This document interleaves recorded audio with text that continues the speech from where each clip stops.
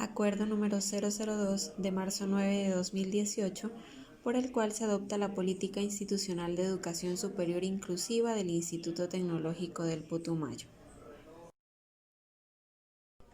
El objetivo de este trabajo es dar a conocer el Acuerdo número 002 del 9 de marzo del 2018, por el cual se adopta la Política Institucional de Educación Superior Inclusiva del Instituto Tecnológico del Putumayo, considerando que la Constitución Política de Colombia de 1991, en su artículo 68, establece que la educación de personas con limitaciones físicas o mentales o con capacidades excepcionales son obligaciones especiales del Estado.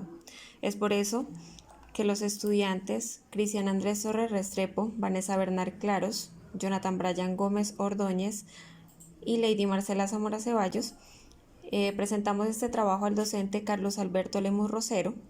Somos estudiantes de primer semestre de la Tecnología en Gestión Contable del Instituto Tecnológico del Putumayo. En 1990, la Declaración Mundial de la Educación para Todos en la UNESCO se realizó con la intención de brindar una buena educación a las personas que pertenecen a grupos vulnerables que han sido discriminados y excluidos de la educación en la sociedad. El Instituto Tecnológico del Putumayo está totalmente convencido de la importancia que tiene la educación inclusiva como eje principal de los diferentes sistemas educativos. Por eso ha puesto una política institucional en la educación superior inclusiva, donde favorece el acceso a los grupos más excluidos del sistema educativo. Capítulo 1. Antecedentes de la educación inclusiva. La educación inclusiva es el resultado de un proceso realizado en el 2007 por el Centro de Investigación para el Desarrollo de la Universidad Nacional de Colombia, el cual desarrolla dos paradigmas: la educación para personas con discapacidad y también responder a los principios de la educación inclusiva.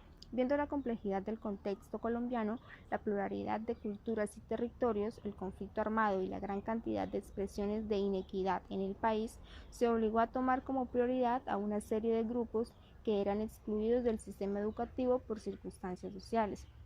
En el 2013, el MEN, después de un largo proceso, decide publicar los lineamientos Política de Educación Inclusiva, con la intención de que los estudiantes sean parte del sistema educativo. El capítulo 2 de la Política Institucional de Educación Inclusiva, en la definición, nos dice que la Política Institucional de Educación Superior Inclusiva del Instituto Tecnológico del Putumayo nos brinda unas condiciones óptimas, las cuales nos permiten el mejoramiento continuo de la educación superior. Esto quiere decir que la educación inclusiva garantiza el acceso, permanencia y graduación de todos los estudiantes sin discriminación alguna, considerando la igualdad de cada persona, las cuales conforman la comunidad del Instituto Tecnológico del Putumayo. La política institucional de educación inclusiva tiene unos principios, como lo son la integridad, el cual se refiere a la amplia dimensión de las estrategias que deben ser identificadas para la inclusión de cada uno de los estudiantes. Dentro de la integridad se encuentra la calidad, la cual se entiende como el desarrollo integral de cada persona. Aparte de la calidad, también está la pertinencia, que es entendida como la relación que hay de las instituciones de educación superior con el entorno. Otro principio que se encuentra es la flexibilidad, la cual es la adaptabilidad que se tiene para responder a la diversidad cultural y social, partiendo que la educación superior es dinámica para todos los estudiantes.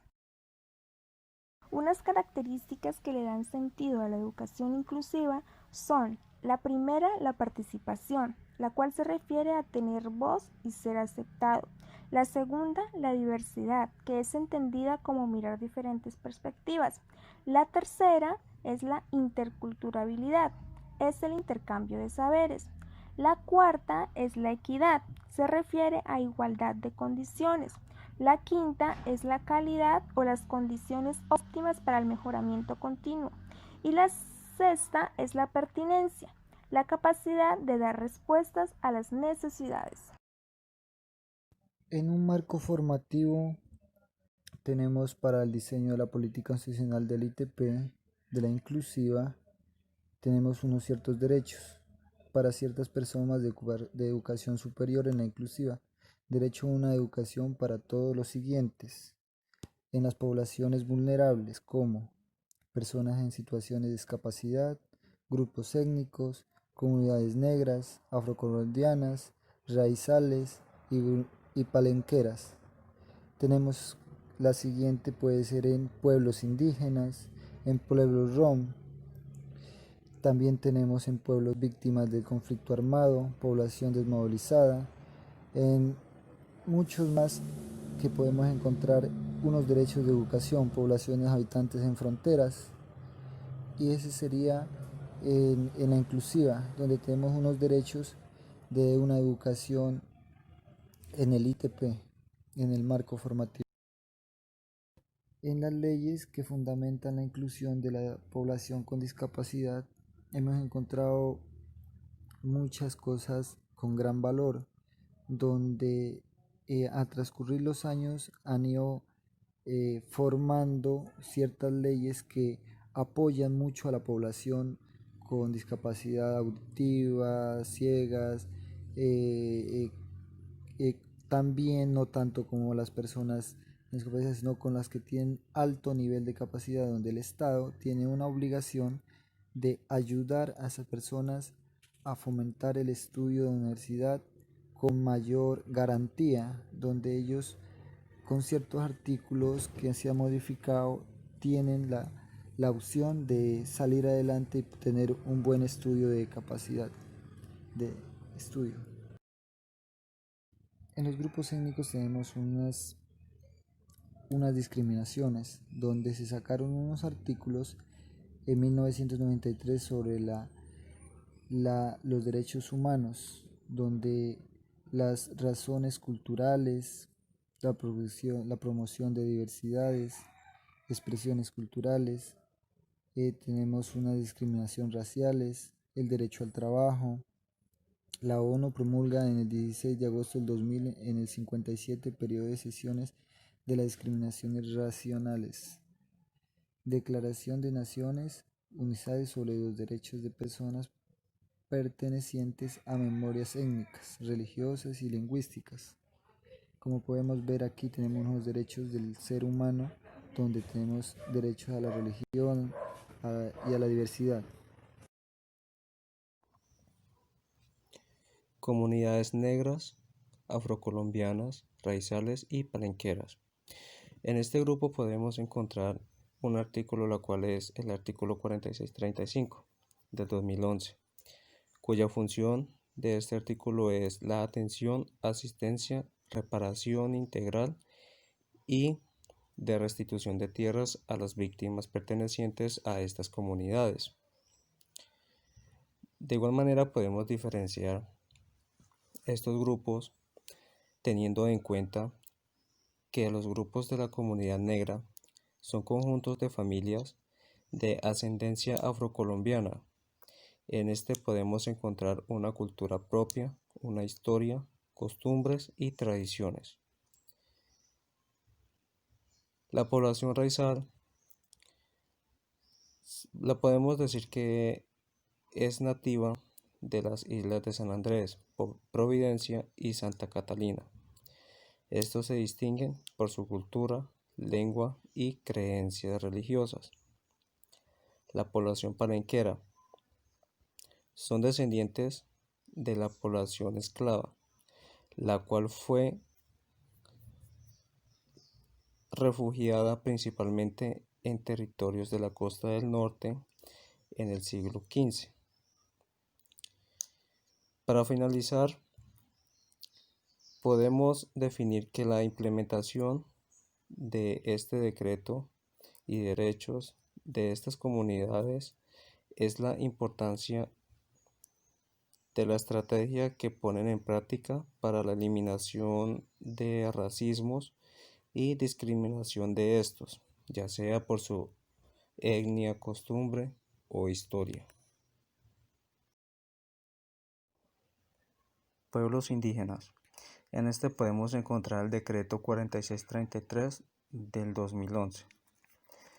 En este decreto se establecen medidas de asistencia, atención, reparación integral y restitución de derechos territoriales a las víctimas pertenecientes a los pueblos y comunidades indígenas.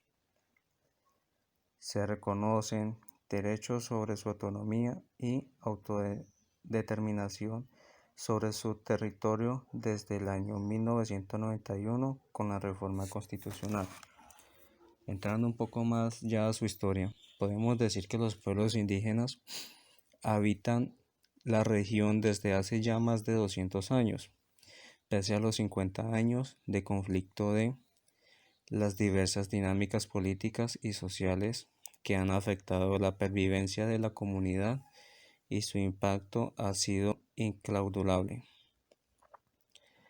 Se reconoce la comunidad indígena y el territorio como uno solo.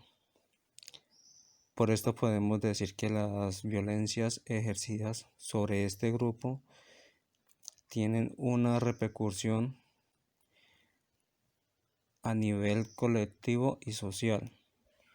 El decreto y las leyes nacionales buscan salvar la etnia particular de este grupo, por lo cual reconoce a los indígenas como sujetos de derechos colectivos y tiene en cuenta su autonomía y su justicia. Pueblo Ron. Podemos entender que el pueblo Ron habita en el territorio colombiano de hace aproximadamente 300 años, pese a que no haya un lugar específico donde lo podamos ubicar. Se entiende que esta comunidad se caracteriza por ser patrilineal, además de tener un idioma específico, una organización característica y una forma de representar y hacer justicia por su propia de su cultura y su comunidad. En esta podemos encontrar el decreto número 4634 del 2011, la cual se especifica brindando atención humanitaria y atención diferencial para las personas pertenecientes a esta comunidad. Este decreto ha extendido la atención en salud, su educación, reunificación familiar, orientación ocupacional y generación de ingresos. Esta comunidad también se vio afectada por el conflicto armado, por lo cual el decreto cobija y acoge los derechos de reincorporación de territorio y atención de víctimas para el restablecimiento de derechos que lo componen. De esta manera, este grupo se acoge a un plan integral de reparación colectiva que contempla medidas de rehabilitación, satisfacción y garantías de no repetición que exaltan la reunificación del pueblo y su inclusión social. Víctimas del conflicto. La Ley 1448 de 2011 creó en Colombia un completo sistema para proteger, asistir, atender y proteger integralmente a aquellas víctimas del conflicto en el país. La reparación integral a las víctimas implica no solo una indemnización monetaria o la restitución de unos bienes, sino que también un acompañamiento del Estado en materia de educación, salud, vivienda, programas de empleo y generación de ingresos, entre otros, así como acciones para devolverles su dignidad, su memoria, recuperar la verdad y crear las condiciones para que hechos como los que sufrieron no vuelvan a repetirse de ninguna manera. La ley los ampara no solo a aquellos que sufrieron desplazamiento forzado, sino también por el despojo o abandono forzado de tierras u homicidio, secuestro, tortura, desaparición, reclutamiento de menores, minas antipersona y delitos contra la libertad sexual. Asimismo, se puede tener en cuenta un enfoque diferencial, pues reconoce que las personas que por su edad, género, grupo étnico o situación de discapacidad han sufrido con mayor rigor los efectos del conflicto deben recibir igualmente un tratamiento especial en material de atención, asistencia y reparación.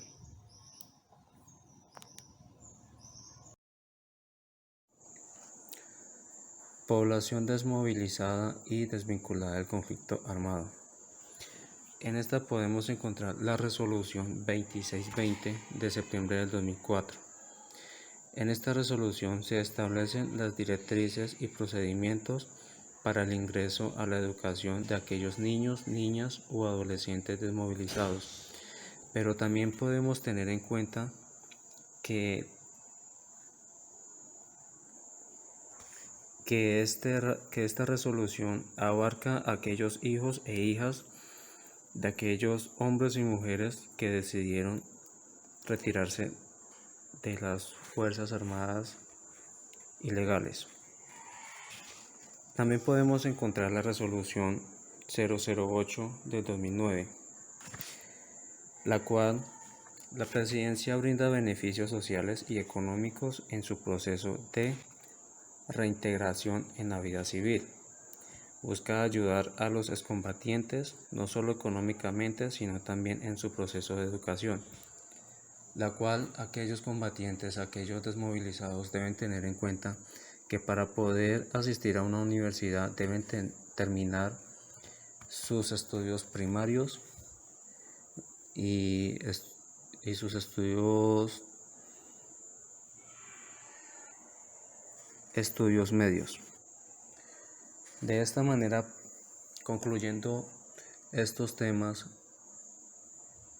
podemos entender que todos tienen un beneficio y tienen unas ayudas considerables, ya que todos tienen sus derechos, sus beneficios en sus estudios, economía, ya sea por beneficios propios o beneficio del gobierno. Población habitante de frontera. En el plano internacional, las políticas diferenciales en educación para población habitante de frontera se encuentran dentro de los instrumentos normativos de los procesos de integración regional y particularmente en sus componentes de política económica y social. Dentro del marco normativo para este tipo de población encontramos la Ley 1084 del 2006, por medio de la cual el Estado fortalece la educación superior en las zonas apartadas y de difícil acceso. Esto para lograr la permanencia y graduación de todas las personas que se acojan al derecho a la educación. En cuanto a la convalidación de estudios, títulos, diplomas, actualmente el Estado colombiano mantiene vigente con Ecuador y Panamá el Convenio Regional de Convalidación de Estudios, Títulos y Diplomas. No obstante, a pesar de haber encontrado en vigor en marzo de 1977, a la fecha no se ha desarrollado su componente operativo. Otras leyes que hacen parte de la reglamentación para la población habitante de frontera son la Ley 191 del 95 y todos sus decretos reglamentarios. Asimismo, también se establece que el ICETEX debe conceder líneas de crédito que posibiliten que este tipo de poblaciones hagan parte del sistema educativo colombiano y se puedan desarrollar dentro de sus contextos inmediatos. Está también la Ley 30 del 92, que es la que reglamenta toda la parte de la educación superior en Colombia, y dentro de sus objetivos también incluye la promoción a nivel nacional de toda la parte de descentralización, integración regional y la cooperación interinstitucional con miras a que las diversas zonas del país se dispongan de recursos humanos y de las tecnologías adecuadas que les permitan a la población habitantes de frontera acceder a la educación y abastecer sus necesidades prioritarias dentro de este proceso.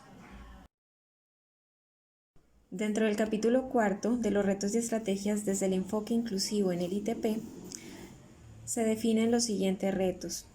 El primer reto son los procesos académicos inclusivos, dentro del cual es importante reconocer la misión del ITP, que es formar profesionales competentes a través de ciclos propedéuticos para fomentar el buen desarrollo de la región. También es necesario tener en cuenta el PI y la planeación curricular sustentados en la educación inclusiva. El Instituto Tecnológico del Putumayo promueve examinar un currículo integral y flexible que permita la adaptación a todos los tipos de poblaciones que se van a atender. Como segundo reto están los profesores inclusivos, los cuales deben estar preparados y capacitados para manejar metodologías y estrategias de enseñanza-aprendizaje que permitan lograr la permanencia y graduación de todos tipos de población. El tercer reto son los espacios de investigación, innovación y creación artística y cultural con enfoque de educación inclusiva, donde a través de los diferentes procesos que integra el ITP a nivel cultural y artístico, se fomenta la participación de todas las culturas. Por ejemplo, un ejemplo puede ser la Semana Universitaria, dentro de la cual se mira el desarrollo de la danza, del arte, de la pintura, el canto y las demás producciones artísticas y culturales que los estudiantes desarrollan para dar a conocer la institución a través de los diferentes medios a toda la región. El cuarto reto es la estructura administrativa y financiera que sustenta las estrategias y acciones de educación inclusiva. De estas en parte todos los procesos administrativos que involucran acciones en pro de la consecución de recursos, de infraestructura y de todos los procesos que permiten acoger a las poblaciones vulnerables dentro de la institución para brindar el derecho a la educación. Y como último reto, la política institucional inclusiva, la cual se está abordando en el presente trabajo, en donde ya hemos mirado que el ITP toma como relación todas las poblaciones vulnerables para lograr un mejor desarrollo de la región y una mejor expansión social. En el capítulo 5 nos habla de la estructura de la educación inclusiva en el Instituto Tecnológico del Putumayo. Para esto se ha conformado un comité con los siguientes miembros. En primera instancia, el señor rector Miguel Ángel Canchala Delgado. Seguidamente lo conforma la vicerrectoría académica en representación de la ingeniera Nilsa Andrea Silva Castillo. La vicerrectoría administrativa en cabeza del doctor Carlos Fernando Cuellar, los coordinadores de grupos internos de trabajo de facultad, de la Facultad de Ingenierías y Ciencias Básicas, el especialista Miller Obando Rojas, y de la Facultad de Administración, Ciencias Económicas y Contables, la Magíster Adriana del Socorro Ibarra, así como también sus diferentes sedes y el Centro de Investigación y Extensión Científica y Tecnológica o CIECIT. Y finalmente está integrado por la Coordinadora de Bienestar Universitario, la especialista Ivette del Carmen Liñeiro. Las funciones del comité son asesorar a la institución en la elaboración de planes anuales de educación inclusiva para la institución, identificar, formular y ejecutar proyectos para la institución que permitan el cumplimiento de las estrategias para la educación inclusiva previa disponibilidad presupuestal, efectuar anualmente un informe de gestión ante las directivas, rectoría y consejo directivo que le permita a la institución medir el desempeño y cumplimiento de la política y finalmente publicar anualmente los resultados de la implementación de la política.